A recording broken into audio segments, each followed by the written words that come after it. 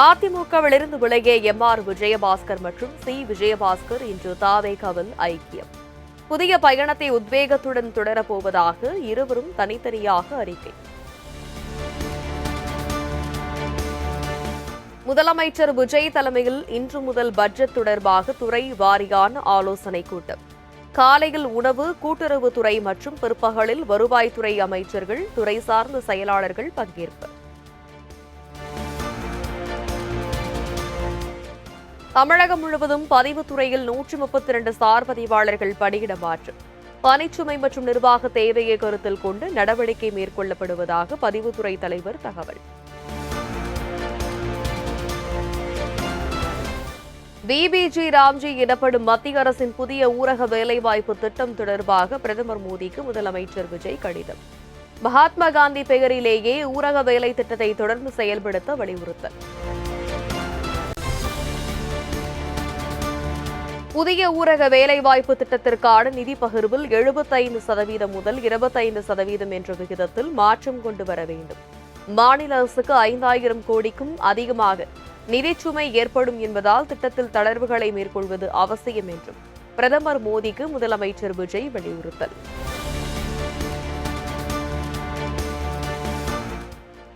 முதலமைச்சர் விஜய் தலைமையில் நடந்த தாவேகா தோழமை கட்சி கூட்டம். 1.25 மணி நேரம் நீடித்த ஆலோசனையில் கூட்டணிக்கு பெயர் சூட்டுவது, குறைந்தபட்ச செயல் திட்டம் குறித்து விவாதிக்கப்பட்டதாக தகவல். தாவேகா ஆட்சி முழுமையாக 5 ஆண்டுகள் நீடிக்கும், நம்பிக்கையோடு இருங்கள். 2 மாதம் தாங்காது, 6 மாதம் தாங்காது என சிலர் பேசுவது நடக்காது என்றும் தோழமை கட்சி கூட்டத்தில் முதலமைச்சர் விஜய் உறுதி. அடுத்த 10 ஆண்டுகளுக்கு நம்ம ஆட்சிதான், கான்பிடென்டா இருங்க. லஞ்ச லாவண்யமற்ற ஊழலற்ற மதசார்பின்மை ஆட்சியை அமைத்துள்ளோம் என்றும் தோழமை கட்சி கூட்டத்தில் முதலமைச்சர் விஜய் பேச்சு.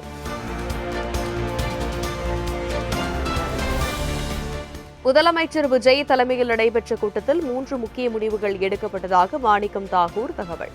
தோழமை கட்சிகளை அடுத்த கட்டத்திற்கு கொண்டு செல்வது, கூட்டணிக்கு ஒருங்கிணைப்பு குழு அமைப்பது தொடர்பாக ஆலோசிக்கும் என பேட்டி. இந்த கூட்டத்தில் 3 முக்கியமான முடிவுகள் எடுக்கப்பட்டிருக்கு. ஒன்று என்னன்னா, இந்த தோழமை கட்சிகளுடைய அடுத்த கட்டத்துக்கு எடுத்துட்டு போகணும். இதற்கு ஒரு கோஆர்டினேஷன் மெக்கானிசம் வைக்கணும், ஒரு கோஆர்டினேஷன் கமிட்டி வைக்கணும். அதே மாதிரி ஒரு காமன் மினிமம் அஜெண்டா ஒன்று வைக்கணும், குறைந்தபட்ச செயல் திட்டம் வைக்கிறதுக்கு.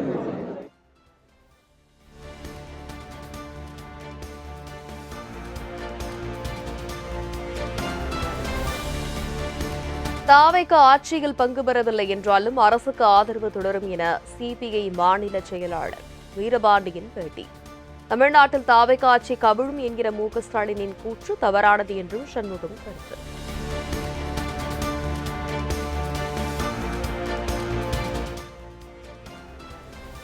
டெல்லியில் மத்திய உள்துறை அமைச்சர் அமித் ஷாவுடன் ஆளுநர் அர்லேக்கர் சந்திப்பு. தற்போதைய தமிழக அரசியல் சூழல் உள்ளிட்டவை குறித்து ஆலோசித்ததாக தகவல்.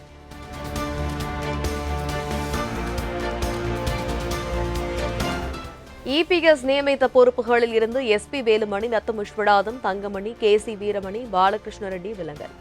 அதிமுக உறுப்பினர்களாக தொடருவோம் என்றும் கட்சி தலைமைக்கு 5 பேரும் கூட்டாக கடிதம்.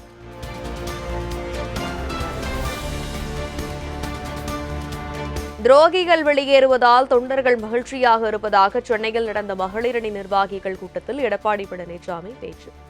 அரை நூற்றாண்டு கண்ட அதிமுகவை அழித்து விடலாம் என்கிற எண்ணம் பலிக்காது எனவும் உறுதி.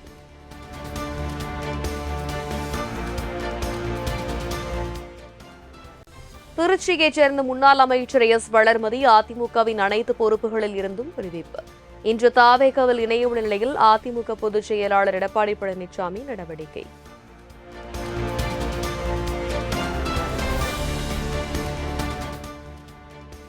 ஐந்து மாவட்ட அதிமுக நிர்வாகிகளுடன் நாளை மற்றும் நாளை மறுதினம் அதிமுக பொதுச் செயலாளர் எடப்பாடி பழனிசாமி ஆலோசனை.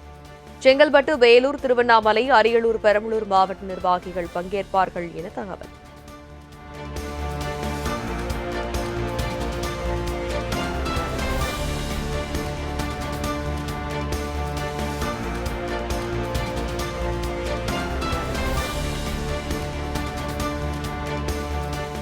அணுக்கனிம சுரங்க விவகாரத்தில் எதற்கு இரட்டை வேடம் போடுகிறார் முதலமைச்சர் விஜய்? தாவேக ஆட்சிக்கு வரும் முன் நாசகார திட்டமாக இருந்தது, தற்பொழுது நன்மை தரும் நலத்திட்டம் ஆகிவிட்டதா எனவும் எடப்பாடி பழனிசாமி சரமாரி கேள்வி.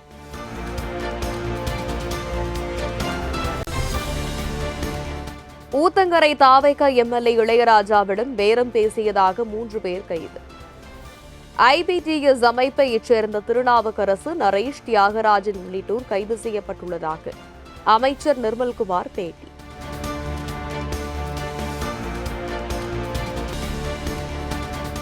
போக்குவரத்து துறையில் வேலை வாங்கி தருவதாக தான் பணம் வாங்கவில்லை, தனக்கும் இளஞ்செழியனுக்கும் எந்த சம்பந்தமும் இல்லை.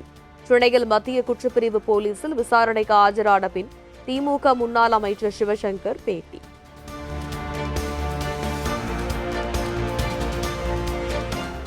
காவிரியின் குறுக்கே மேகதாது அணை கட்ட முயலும் கர்நாடக காங்கிரஸ் அரசை ராகுல் காந்தி தடுத்து நிறுத்த வேண்டும். தருமபுரியில் நடைபெற்ற மேகதாது அணை எதிர்ப்பு நடைபயண பொதுக்கூட்டத்தில் பாமக தலைவர் அன்புமணி வலியுறுத்தல்.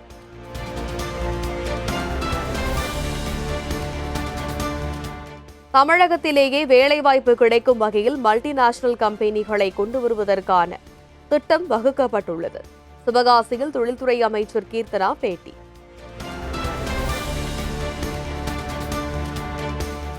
முதுநிலை மருத்துவ படிப்புகளுக்கான நீட் நுழைவுத் தேர்வு ஆகஸ்ட் 30ஆம் தேதி நடைபெறும் என தேசிய தேர்வு முகமை அறிவிப்பு. தேர்வுக்கு வரும் 21ஆம் தேதி வரை விண்ணப்பிக்கலாம் எனவும், தேர்வு முடிவுகள் செப்டம்பர் 30ஆம் தேதி வெளியாகும் எனவும் தகவல்.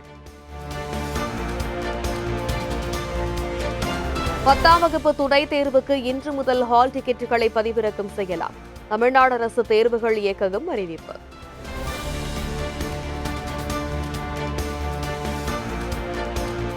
மதுரையில் கல்லூரி மாணவர்கள் ஆயுதங்களால் ஒருவரை ஒருவர் தாக்கிக் கொண்டு ரகளை. சிசிடிவி காட்சிகள் வெளியாகி பரபரப்பு.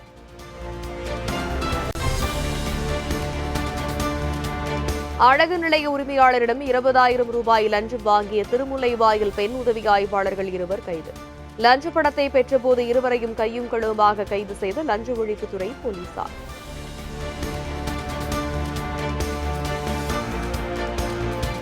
வடமேற்கு வங்கக்கடலில் நாளை புதிய காற்றழுத்த தாழ்வு பகுதி உருவாக வாய்ப்பு. வானிலை ஆய்வு மையம் கணிப்பு.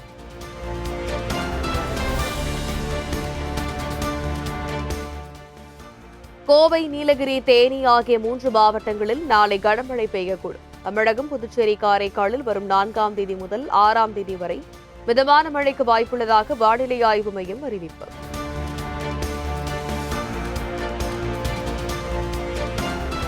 நாட்டில் ஜூன் மாத மொத்த ஜிஎஸ்டி வசூல் 1.95 லட்சம் கோடி. கடந்த ஆண்டு இதே மாதத்துடன் ஒப்பிடுகையில் 14% அதிகரிப்பு.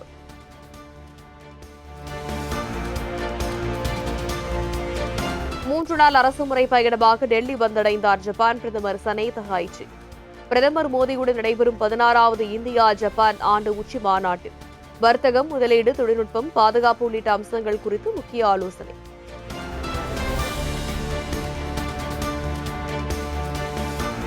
மேற்கு வங்கத்தில் உள்ள மக்களின் பிறப்பு சான்றிதழ்களில் சுமார் 1.6 லட்சத்திற்கும் மேற்பட்டவர்களின் சான்றிதழ்கள் போலியானவை என சந்தேகம். மேற்கு வங்கத்தில் நடத்தப்பட்ட பெரிய அளவிலான பிறப்பு சான்றிதழ் சரிபார்ப்பில் 1/4 பங்கு போலி என சந்தேகப்படுவதால் போலீசார் தீவிர விசாரணை. வாட்ஸ்அப் செயலியின் புதிய யூசர் நேம் அம்சத்திற்கு எதிராக மெட்டா நிறுவனத்திற்கு மத்திய அரசு நோட்டீஸ். தனி உரிமை மற்றும் பாதுகாப்பு தாக்கங்கள் குறித்த கலந்தாலோசனைகள் முடிவடையும் வரை இந்தியாவில் அறிமுகப்படுத்த வேண்டாம் எனவும் உத்தரவு. வாட்ஸ்அப்பில் யூசர் நேம் வசதி இன்னும் பயன்பாட்டுக்கு வரவில்லை. வாட்ஸ்அப்பை பயன்படுத்த இன்னும் தொலைபேசி எண் கட்டாயம். நடப்பாண்டின் பிற்பகுதியில் புதிய அம்சம் படிப்படியாக அறிமுகம் செய்யப்படும் என வாட்ஸ்அப் தரப்பில் விளக்கம்.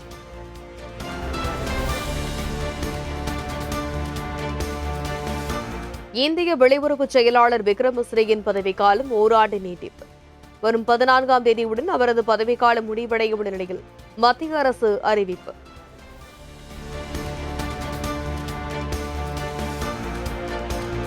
ராஜஸ்தான் மாநிலம் ஜெய்ப்பூரில் மெத்தை கடையில் பயங்கர தீ விபத்து. பல லட்சம் ரூபாய் மதிப்பிலான பொருட்கள் தீயில் எரிந்து சேதம்.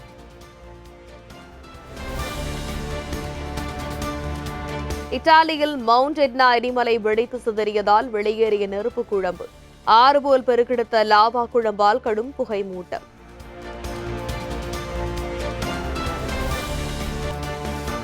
ஃபிஃபா உலகக்கோப்பை கால்பந்து தொடரில் இங்கிலாந்து அணி ரவுண்ட் ஆஃப் 16 சுற்றுக்கு முன்னேற்றம். 2-1 என்ற கோல் கணக்கில் தோல்வியை தழுவி தொடரிலிருந்து வெளியேறியது காங்கோ அணி.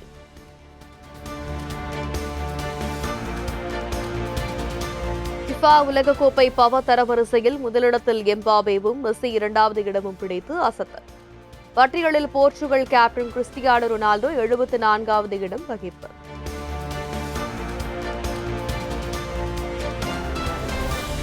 ஃபிஃபா கால்பந்து உலகக்கோப்பை போட்டி விறுவிறுப்பு. செனகலுக்கு எதிரான நாக் அவுட் போட்டியில் கூடுதல் நேரத்தின் கடைசி நொடியில் கோல் அடித்து திரில் வெற்றி பெற்றது பெல்ஜியம்.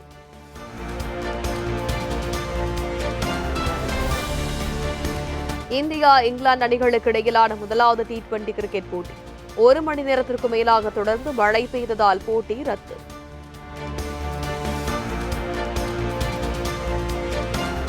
ICC T20 பேட்ஸ்மேன் தரவரிசையில் முதலிடம் பிடித்தார் இஷான் கிஷன். தொடர்ந்து முதலிடத்தில் இருந்த அபிஷேக் சர்மா ஒரு இடம் சரிந்து 2வது இடம் பிடித்தார்.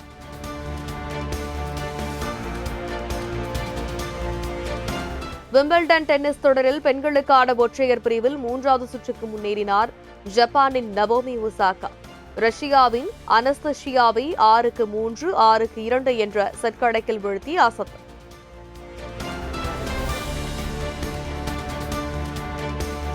அன்னக்கிளி, 16 வயதினிலே உள்ளிட்ட 134 படங்களின் பாடல்களுக்கு இசையமைப்பாளர் இளையராஜா உரிமை கோர முடியாது. சரிகம நிறுவன தொடர்ந்த வழக்கில் இளையராஜாவுக்கு எதிராக டெல்லி உயர்நீதிமன்றம் இடைக்கால உத்தரவு.